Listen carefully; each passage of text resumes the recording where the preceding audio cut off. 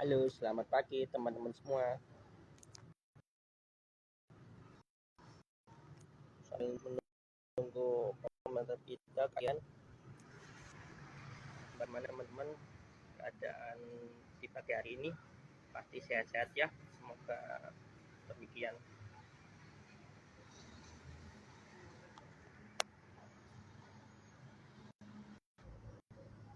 Bentar ya teman-teman. Menunggu bentar kita masuk di pagi hari ini. Oh iya, di pagi hari ini hari bersejarah loh bagi bangsa Indonesia kita, bangsa kita tercinta, negara kita Indonesia, yaitu perobekan di Hotel Yamato Surabaya atau Hotel Majapahit. Peristiwa itu merupakan pada tanggal 18 September 1945. Arek Surabaya itu merobek bendera Belanda pada kala itu.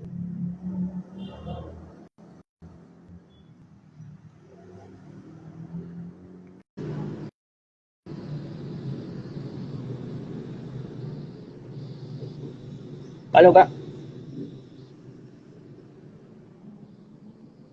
sudah masuk ya Kak? Halo Kak Iren. Selamat pagi Kak Pagi. Rizky. Iya. Ya, suaranya jelas ya Gimana Kak? Iya jelas. Tes. Suara saya jelas juga ya? Oke. Iya, aman. Iya jelas. Ya alhamdulillah. Selamat pagi teman-teman semua. Selamat pagi sahabat milenial. Selamat pagi sahabat RYT Forum Community. Di pagi hari ini kita akan sharing diskusi ya, atau sharing session mengenai desain komunikasi visual, yaitu pemateri kita dari Kak Iren, ya Kak ya? Iya, benar Kak. Yaitu nama lengkapnya Kak Irenia Justicia, ya betul ya? Iya, benar. Ya. Boleh Kak memperkenalkan dirinya untuk silakan. Baik, terima kasih atas kesempatannya. Selamat pagi teman-teman. Perkenalkan, nama aku Irenia Justicia, biasa dipanggil Iren. Aku sekarang udah fresh graduate, lulusan dari jurusan Desain Komunikasi Visual, Universitas Pembangunan Nasional Veteran Jawa Timur. Nah, sekarang ini saya sedang mendirikan usaha dan juga sebagai CEO dari Nikana Works dan juga kreatif director di sana. Seperti itu, Kak. Ya. Kakak sudah berapa tahun lulusnya atau sudah berapa bulan? Baru Pak ya? Baru Kak, 2 bulan yang lalu baru wisuda. Oh, alhamdulillah. Ya, baik. Mengenai desain grafis Kak ya. Ini kakak apa ini? Untuk kesibukan sehari-harinya apa Kak? Kak Rizky, sorry agak putus-putus ya kayaknya. Kalau Oh ya, sebentar. Untuk kesibukan sehari-hari apa Kak? Oke, kesibukannya kalau untuk sekarang creative director di Nikana Awards. Setelah itu juga jadi desainer grafis di startup pendidikan di bimbing.id. Ya. Jadi hanya fokus di 2 itu aja Kak sebagai desainer grafisnya. Ya, baik Kak. Untuk mengenai desain visual komunikasi seperti apa sih Kak?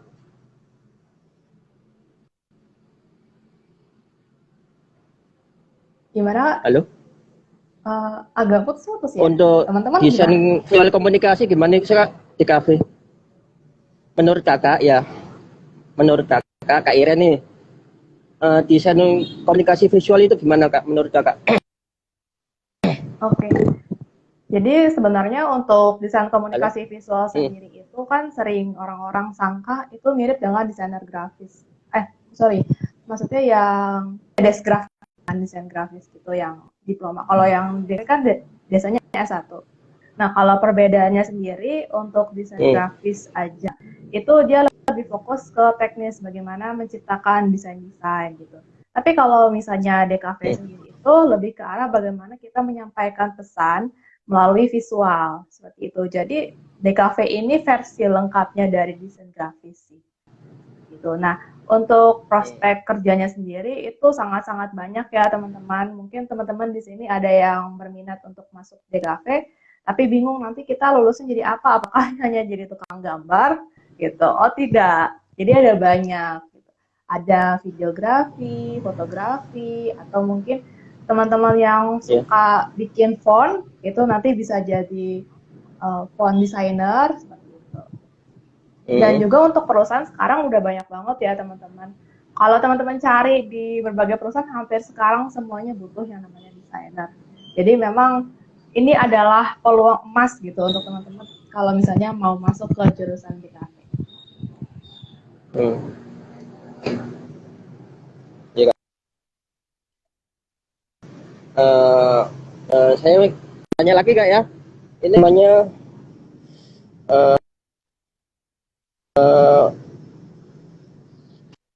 sebentar.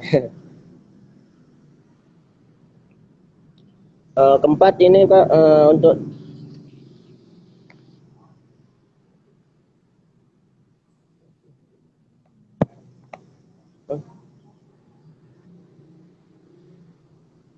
halo Kak. Ya, untuk apa? Ya, sebentar Kak, sebentar. Sinyal saya sebentar Kak. Ini harus apakah jurusan DKV itu harus pinter gambar atau gimana? Oke, ini juga banyak ditanya oleh teman-teman ya sebelumnya. Jurusan DKV itu bisa atau harus jago gambar nggak sih? Sebenarnya bisa dibilang iya, bisa dibilang enggak juga sih. Bisa dibilang iya tuh karena kita di awal untuk pendaftaran pasti ada tes gambar. Entah itu jalur SNMPTN yang jalur seleksi rapot atau jalur SBMPTN. Jadi memang tidak perlu yang jago-jago banget sampai skill dewa, tapi at least bisa gambar gitu. Tahu proporsional, tahu apa komposisi warna seperti itu. Tapi nggak mesti jago-jago banget sih. Karena nanti juga ketika kita terjun di kuliahnya itu nggak 100% hanya gambar aja gitu. Jadi dikolaborasikan. Seperti itu, Kak. Terus tools apa yang dibutuhkan untuk kuliah di DKV Kak? Apa yang dibutuhkan? Tools perangkatnya apa aja Kak? Oke. Jadi kalau secara general itu kita pasti butuh laptop ya. Laptop itu kan ya dari awal sampai akhir akan menemani tugas-tugas desain kita. Nah untuk spesifikasinya sendiri itu bebas terserah teman-teman aja. Kita nggak ada kayak harus minimal sekian itu nggak ada. Jadi mau yang canggih banget, mau yang rendah banget itu semua bisa. Karena kita kan menyesuaikan juga ya dengan seri aplikasinya. Terus yang kedua itu pasti ada yang namanya kamera. Nah, kamera ini sebenarnya nggak wajib juga. Jadi kalau misalnya di DKV UPN ya Kak, itu kadang kita bisa minjem sama prodi. Jadi gitu keenakan di jurusan saya ini ya.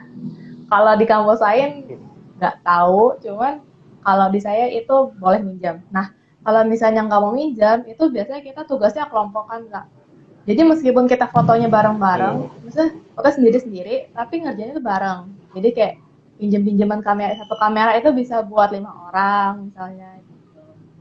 Nah biasanya juga untuk kamera kita hanya boleh pakai kamera DSLR.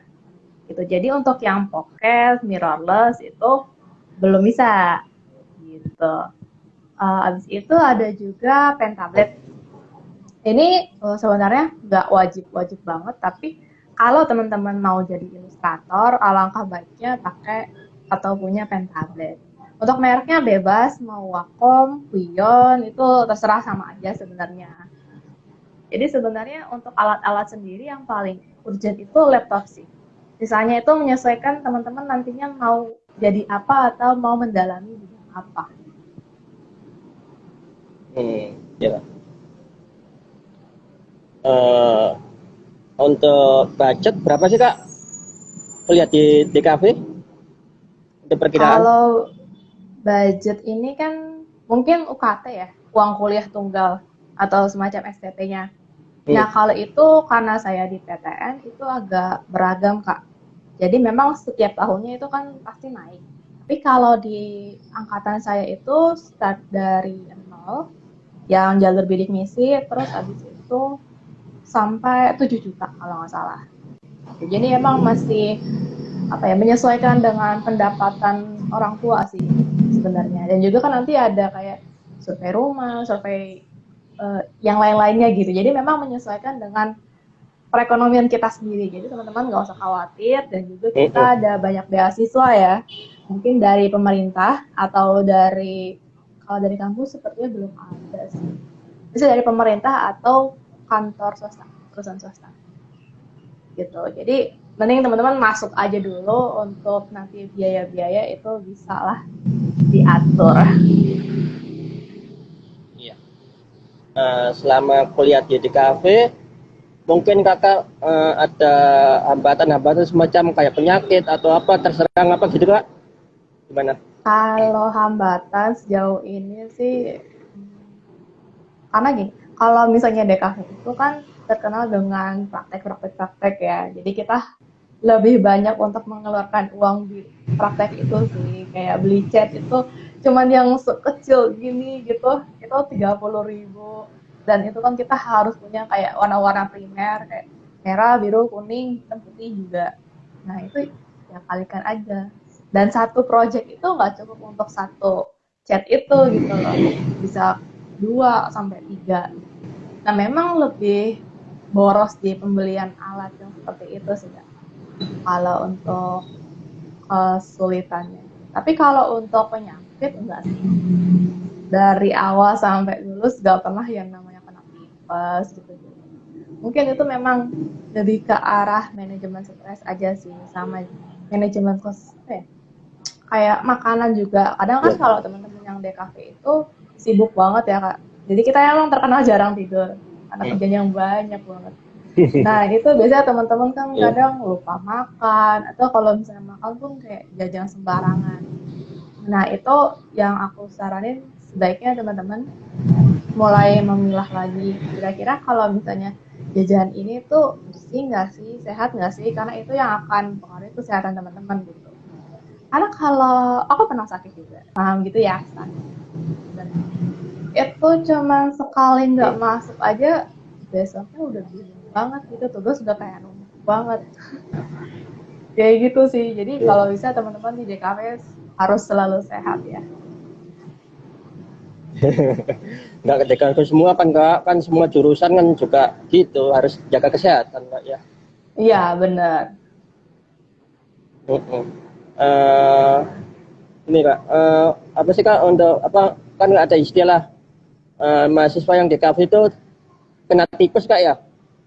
Hmm, Itu apa Kak Iren juga pernah kena tipes atau gimana Kak? enggak pernah sih Kak. Selalu sehat walafiat dari awal masuk sampai lulus. Hmm. Iya. Hmm. Dosen yang paling terkesan siapa Kak yang di kafe Kak? Menurut Kakak selama kuliah? Apa Kak? Mata kuliah? Dan mata kuliah dan dosen yang terkesan bagi Kakak siapa? Oke. Kalau mata kuliah yang paling berkesan itu yang pertama pasti Nirmana ya. Itu mata kuliah sejuta umat yang paling dibenci. Karena selain kita keluar banyak uang di situ, kita juga jarang tidur gara-gara itu. Nah, Hmm. kalau Nirmana sendiri itu di prodi saya dibagi jadi dua. Ada yang 2 dimensi, ada yang 3 dimensi. Nah, kalau untuk Hmm. 2 dan 3 dimensi itu Hmm. masing-masing satu semester, Kak. Dan itu setiap minggu kita selalu ada tugas. Jadi nggak bisa kayak nggak ngumpulin satu, itu pasti langsung minus, langsung C. Karena saya itu pernah waktu itu karena kendala jadi kayak telat ngumpulin itu langsung C plus gitu. Nah terus abis itu ya Nirwana itu menarik sih karena memakan banyak uang dan waktu. Terus yang kedua itu yang paling menarik eh, tentang pengkajian seni atau pengkajian desain gitu ya. Nah, di situ kita bisa meneliti. Jadi intinya kayak saya itu lebih suka untuk meneliti hasil-hasil atau karya desain daripada membuat. Kalau saya pribadi ya, Hmm. gitu. Jadi dari Ya. situ saya bisa ngeliat apa sih yang iklan itu ingin sampaikan gitu.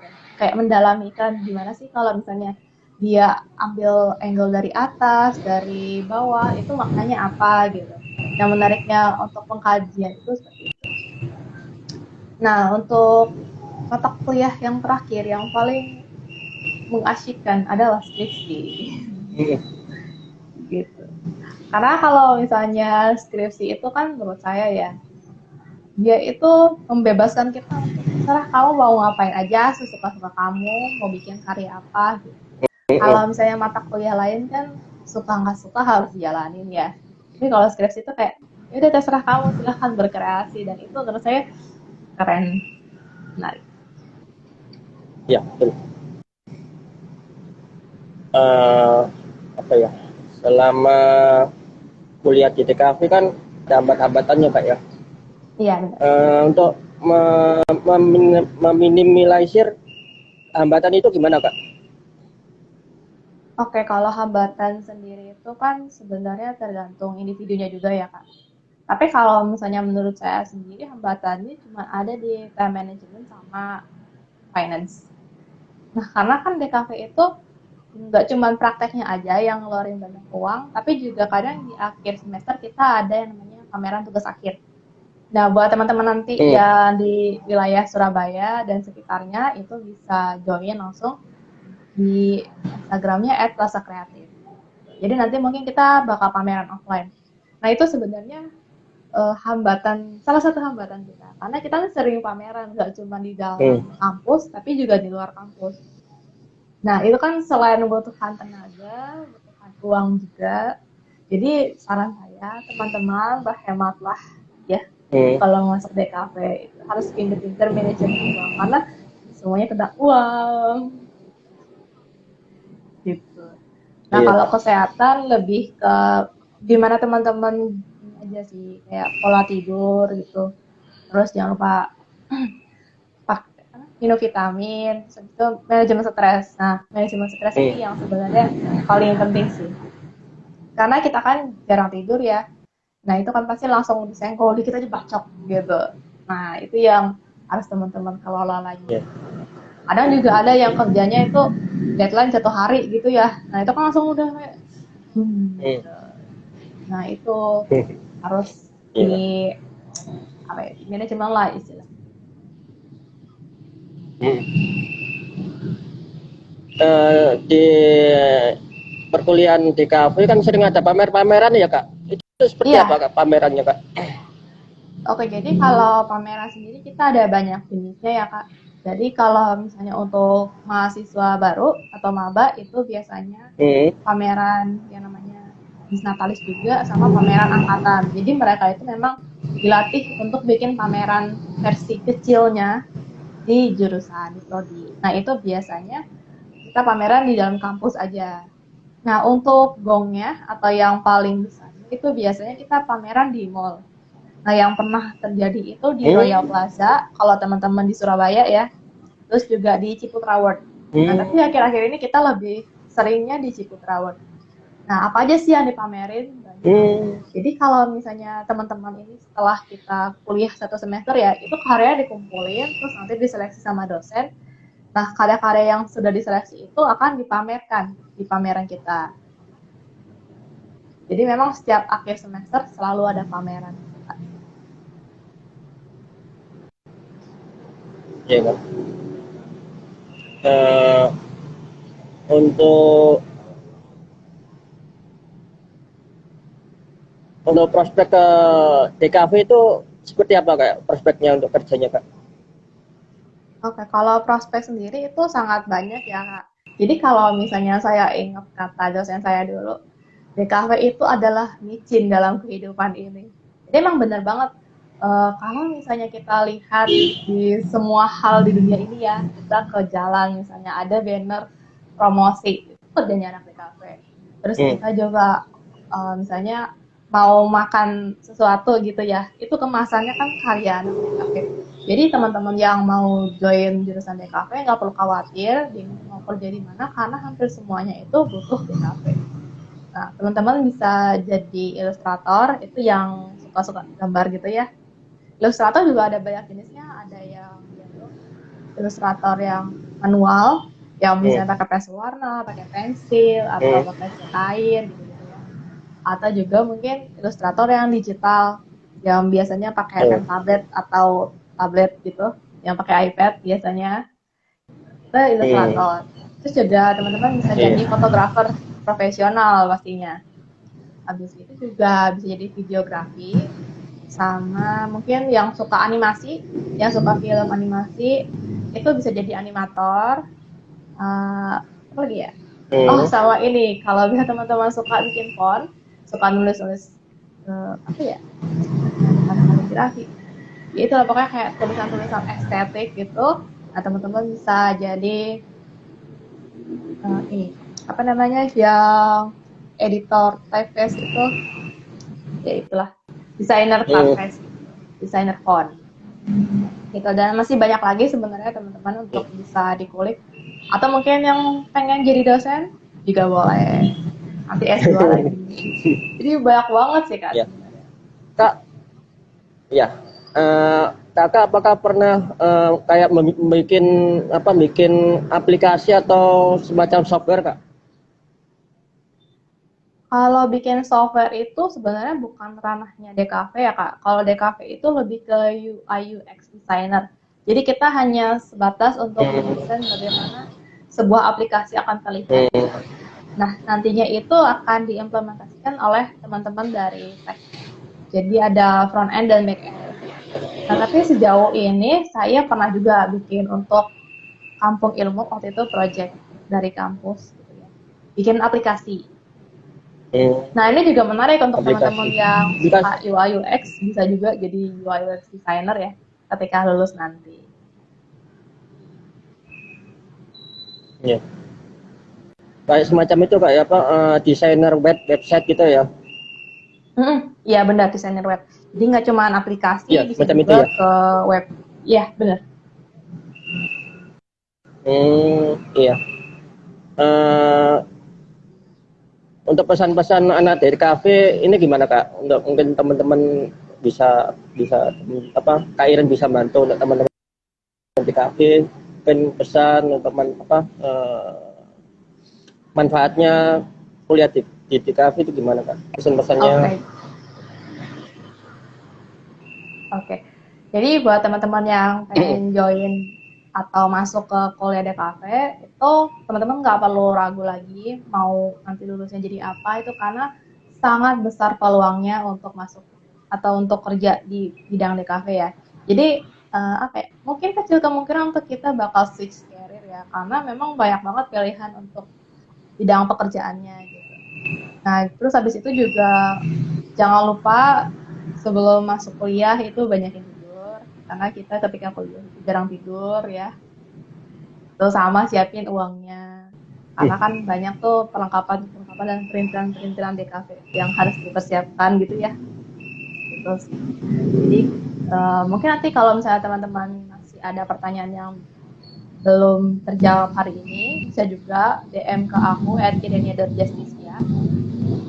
Nanti aku balas ya. Jadi tetap semangat dan jangan ragu untuk pilih DKV. Iya. Mungkin Kak Iren bisa mempromosikan usahanya. Ini usaha apa sih Kak? Oke. Ya, jadi kalau misalnya mungkin ada teman-teman yang bukan jurusan DKV ya, mungkin yang punya usaha kecil menengah atau UMKM, itu bisa langsung kepoin di @nikana.works. Karena di situ kita bakal kasih tips and trick tentang branding untuk usaha. Dan juga untuk teman-teman yang mungkin tertarik di branding, seperti misalnya lagi cari logo kemasan, atau desain-desain lainnya, itu bisa langsung kontak. Mungkin ada pertanyaan dari komunitas.subject. Bagi mereka yang telat. Iya Pak. Oke, boleh dong skill dasar dunia DKV, mengingat DKV kan selalu terikat dengan dunia digital. Oke, jadi untuk DKV sendiri sebenarnya skill basicnya itu lebih ke arah ini sih, layout gitu-gitu ya. Jadi gimana caranya teman-teman itu bisa menciptakan desain yang seimbang dan enak dipandang. Sebenarnya itu sih. Nah nanti ketika teman-teman udah punya feel-nya, itu bisa diaplikasikan ke berbagai kebutuhan, misalnya fotografi, videografi, seperti itu. Jadi memang skill estetikanya itu yang harus dipelajarin dulu. Nah, kalau misalnya Iya teman-teman Pak. pengen belajar, itu sebenarnya di YouTube juga banyak sih, gratis-gratis. Iya. Untuk kesimpulan hari ini gimana Kak? Menurut Kakak kesimpulan untuk tema hari ini? Oke, untuk teman-teman yang mungkin penasaran atau pengen ikut di Prodi DKV, nanti bisa join kita di pameran. Pokoknya ini aja, ikutin aja Instagram @plaza_kreatif. Nah, nanti di situ teman-teman bisa tanya-tanya secara langsung dengan mahasiswa-mahasiswa kita, atau juga mungkin nanti ada alumni, atau juga nanti bisa langsung tanya di talk show. Jadi untuk teman-teman buruan kalau mau kepoin langsung datang aja karena acaranya juga gratis ya. Ini sebenarnya masih belum dibuka informasinya, tapi aku spill aja karena memang setiap akhir semester kita selalu ada pameran. Atau mungkin kalau misalnya teman-teman merasa, aduh ini kelamaan nih, aku punya pertanyaan banyak, bisa juga langsung DM ke aku @irenia.justice ya, nanti aku bakal balas. Jadi tetap semangat dan jangan ragu untuk pilih DKV sebagai jurusan. Iya. Terima kasih Kak ya untuk sharing sessionnya di pagi hari ini. Semoga ini bisa bermanfaat bagi sahabat milenial semuanya dan teman-teman semuanya. Terima kasih Kak Terima Rizky. kasih. Cuma iya, kita sharing session cuma terbatas kayak keterbatasan waktu. Kita lain waktu kita next akan berjumpa lagi ya Kak ya. Ya, siap. Ya. Terima kasih teman-teman semua sudah menghadiri di event kami hari ini. Terima kasih.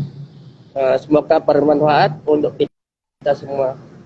Selamat siang dan terima kasih. Saya akhiri ya teman-teman. Terima kasih Kak Iren. Ya, terima kasih Kak. Dadah teman-teman. Sama-sama. Semangat Kak. Ya. Semangat. Ya.